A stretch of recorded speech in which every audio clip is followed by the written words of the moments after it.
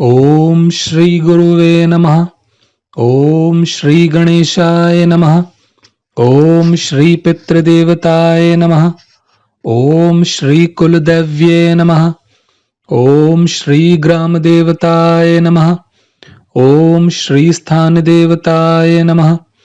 ओम नमो भगवते वासुदेवाय नमः।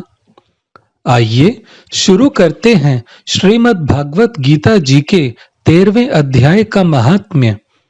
श्री नारायण जी बोले, हे लक्ष्मी, अब तुम 13वें अध्याय का महात्म्य सुनो।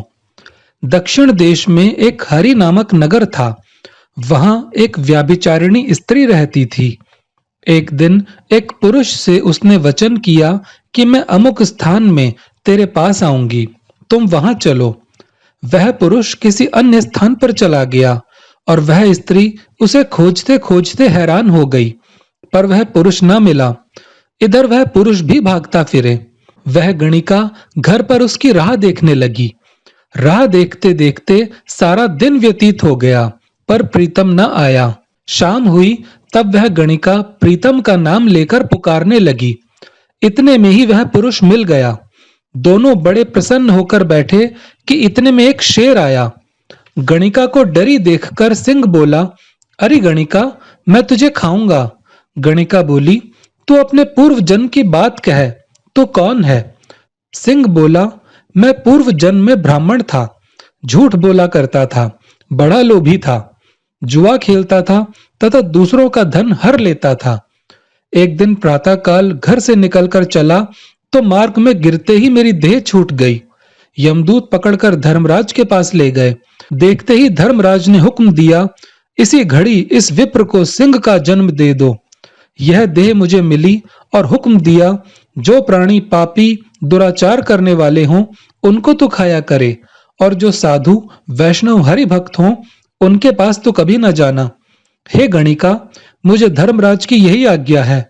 उनकी आज्ञा पाकर सिंह की योनि में आया हूं। तू व्याभिचारिणी गणिका पापिन है, इसी से मैं तुझे खाऊंगा। इतना कहकर गणिका को खा लिया। तब यमदूत गणिका को धर्मराज के पास ले गए। धर्मराज ने हुक्म दिया, इसको चांडाल का जन्म दे दो। श्री नारायण जी कहते हैं, हे लक्ष्मी, उसने गणिका की देह त्याग चांडालिनी की देह पाई। कई दिन पीछे वह एक दिन नर्मदा नदी के तट पर चली गई। वहां देखा कि एक साधु गीता जी के 13वें अध्याय का पाठ करता है। उसे उसने सुन लिया। जब अध्याय सुनकर प्रसाद पाया तो तुरंत चांडालिनी के प्राण छूट गए और देवदेही पाई। आकाश से विमान आया जिस पर बैठ वो वैकुंठ को चली गई। फिर उसने उस साधु से प्रार्थना की, हे संत जी, गीता जी के एक श्लोक के पाठ का फल उस सिंह के निमित्त दे दो तो उसका भी उद्धार हो जाए। तब उसी संत ने उसे भी गीता जी के पाठ का फल दिया, जिससे तत्काल उस सिंह की देह छूटी और उसने भी देवदेही पाई।